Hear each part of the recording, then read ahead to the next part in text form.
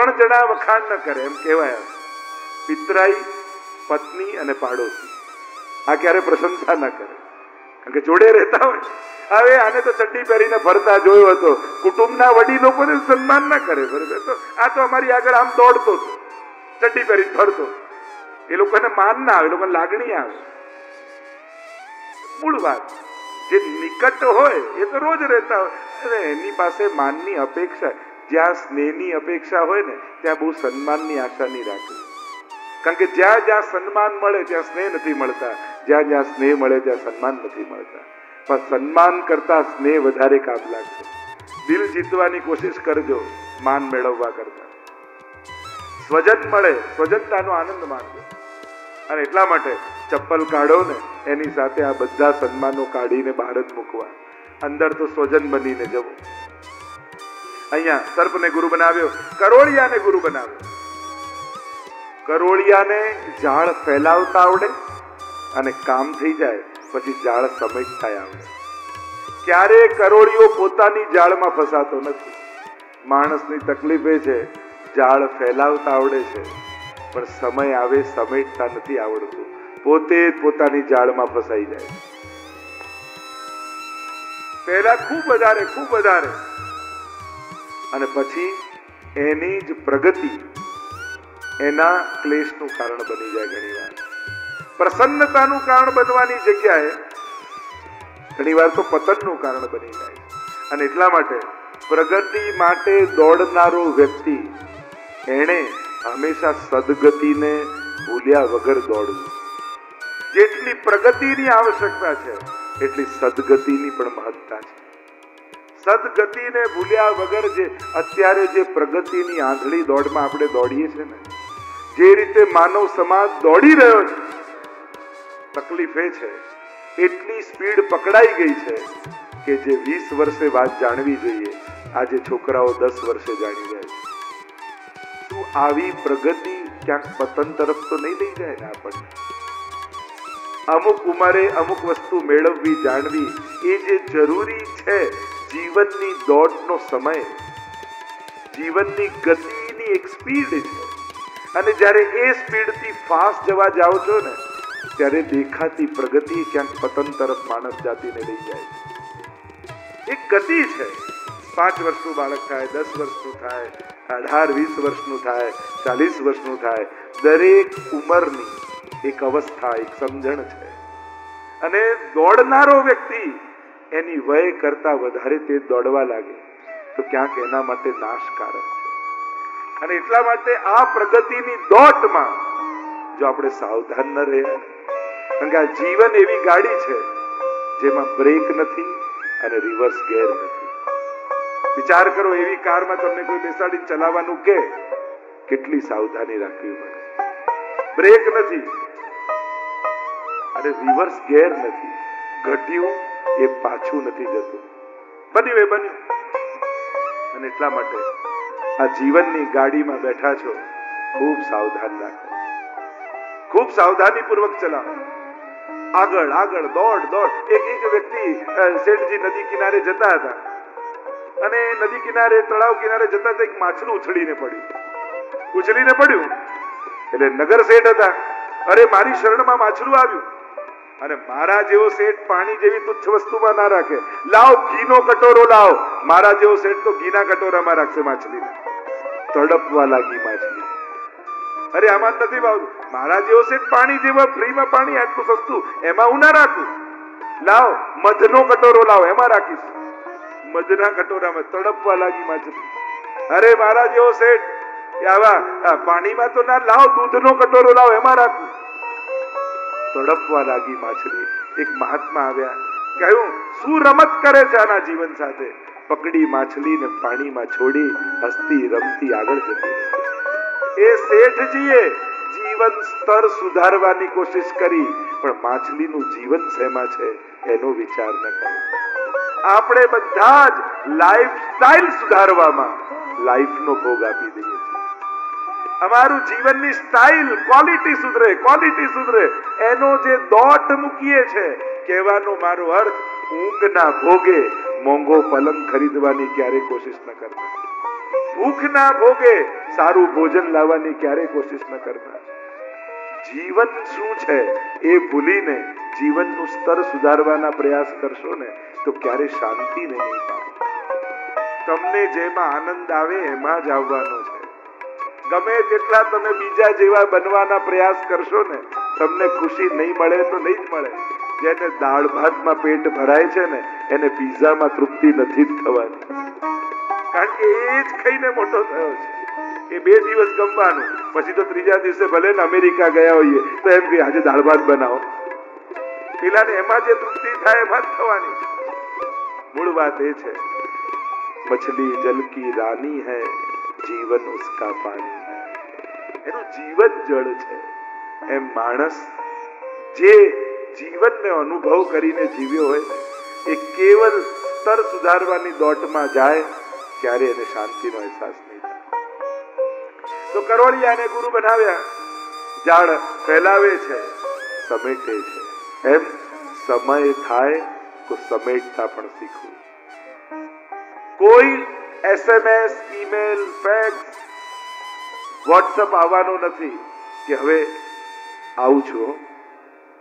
કોઈના માટે નથી આવવાનું, આપણે જ તૈયાર રહેવાનું. હા, પુરુષાર્થ ખૂબ કરો. હું એમ નથી કહેતો કે રિટાયર્ડ થઈ જાઓ. દરેક વ્યક્તિ માટે કામ છોડી દેવું એ જ શાંતિ, એ જરૂરી નથી. અને એકાંત અને શાંતિમાં ફરક છે. તમે કામ છોડી એક ખુરશીમાં શાંતિથી મ્યુઝિક ચાલુ કરીને બેસો એને એકાંત કહેવાય, શાંતિ ના કહેવાય. દરેકને એકાંતમાં શાંતિ ના મળે. અને શાંતિ કેટલા પ્રકારની આપણે કહીએ ને, આ તો યુદ્ધ પહેલાની શાંતિ લાગે છે. આપણે એમ કહીએ ઘણી વાર આ તો સ્મશાન શાંતિ છે.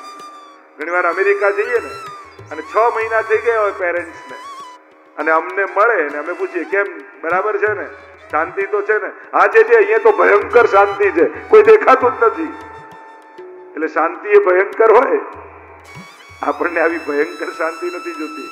આપણને યુદ્ધની શાંતિ નહીં, આપણને તો રાસની શાંતિ જોઈએ. જે શાંતિ અને આનંદ વ્રજભક્તો પામ્યા એવી શાંતિનો અનુભવ આપણે કરવો. એટલે દરેક માટે કાર્યને છોડવું એ જ શાંતિ નથી. ઘણાને કામમાં જ શાંતિ મળે. તમે રજોગુણ પ્રધાન છો, તમોગુણ પ્રધાન છો કે સત્વગુણ પ્રધાન, જો રજોગુણ પ્રધાન છો તો કામમાં જે તમને શાંતિ મળે છે એ કામ છોડીને ક્યારે નહીં મળે. ઘણા લોકો કામ છોડીને બેસી જાય તો વધારે બીમાર થઈ જાય. તો તમને કાર્યમાં શાંતિ મળે છે તો રિટાયર્ડ થવા ઘણી વાર પૂછવા આવે, રિટાયર્ડ થઈ જઈએ, હું એમ કહું સૌથી પહેલા ઉભો 1 વર્ષ હજી કામ કર, પણ નક્કી કર જે કમાઈશ એનો 1 રૂપિયો પોતાના માટે નહીં વાપરું, એ સમાજ સેવામાં વાપરીશ. એટલે સૌથી પહેલા કમાવાની વૃત્તિ બંધ કર, પછી કામમાં જવાનું બંધ કર. કમાવાની વૃત્તિ જો મનમાં છે અને કામમાં જવાનું બંધ કરી દીધું, વધારે ટેન્શનમાં આવી જશે. કારણ કે વૃત્તિ તો ચાલુ જ છે, એ તો ધક્કો મારે જ છે, એ તો દોડાવે જ છે, અને તમે કામ છોડી દીધું એટલે વધારે ટેન્શન.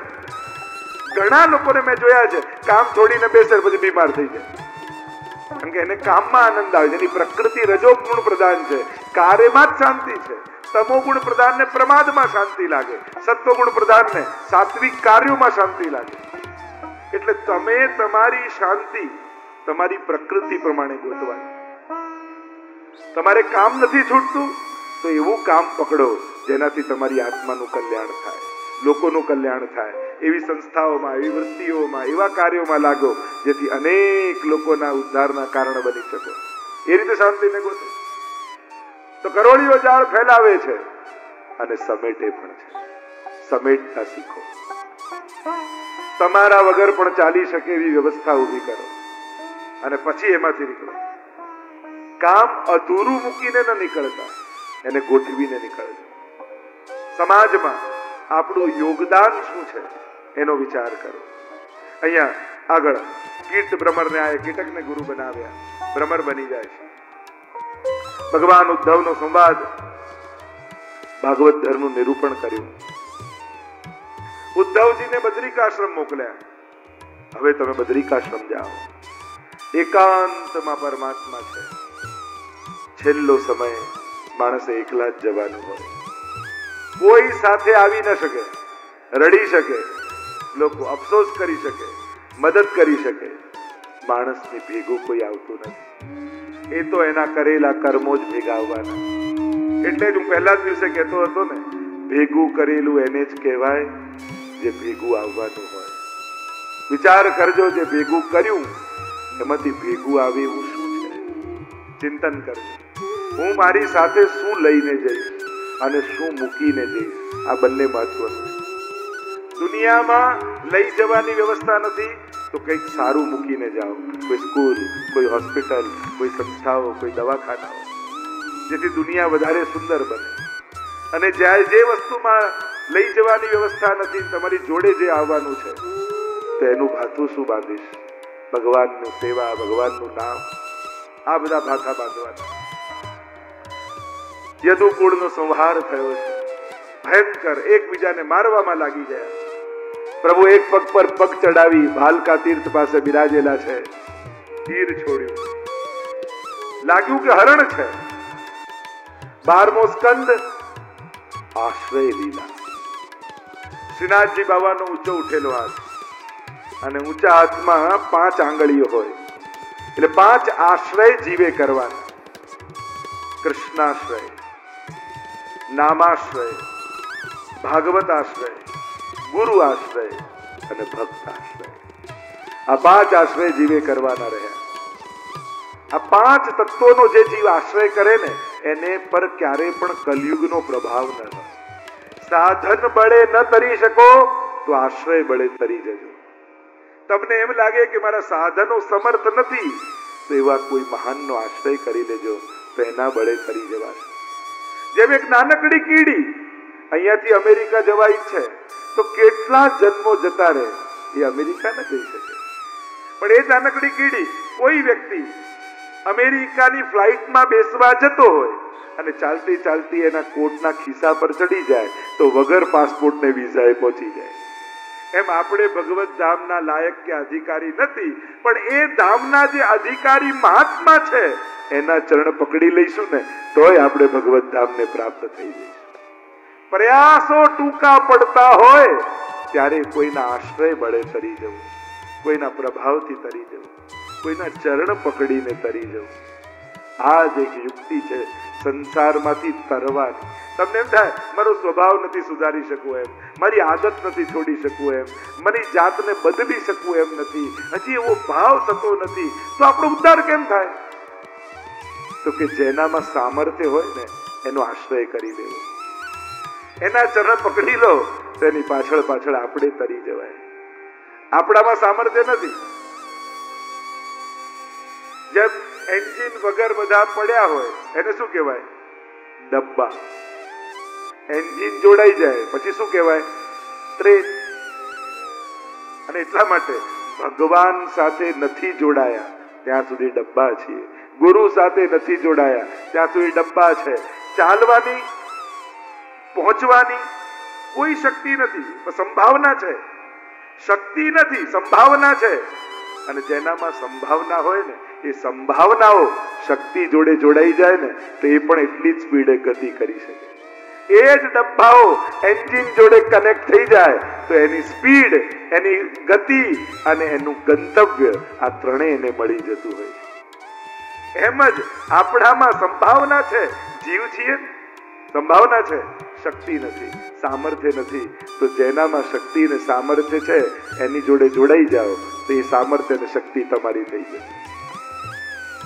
આશ્રય બળે તરી જવું. 5 આશ્રય જીવે કરવા. મહાપ્રભુજી એટલે જ કહે છે કલયુગથી બચવાનો એકમાત્ર ઉપાય સન્મુખતા. પ્રભુની સન્મુખતા રાખજો. ક્યાંક કોઈ એક પર શ્રદ્ધા, કોઈ ગુરુ, કોઈ ભગવાનની સ્વરૂપ, કોઈ સ્થાન, કોઈ મંત્ર, કોઈ ગ્રંથ, કોઈ વિચાર, કોઈ સત્કર્મ, કોઈ એક વસ્તુને પકડી રાખશો ને તોય તરી જવાશે. અને બીજું કાંઈ નહીં. તમે ફૂલ ન બની શકો પણ પવન તો બની શકો ને. જો ફૂલ, સુગંધ વાળું ફૂલ ન બની શકીએ પણ સુગંધને ફેલાવે એવો પવન બની જઈએ ને, તોય આપણું કલ્યાણ થઈ જાય. સંસ્થા આપણે ન સ્થાપી શકીએ, આપણે ન ચલાવી શકીએ, પણ કોઈ કાંઈક સત્કર્મ કરતું હોય એ 4 જણાને કહી પવન બની સુગંધ તો ફેલાવી શકે ને.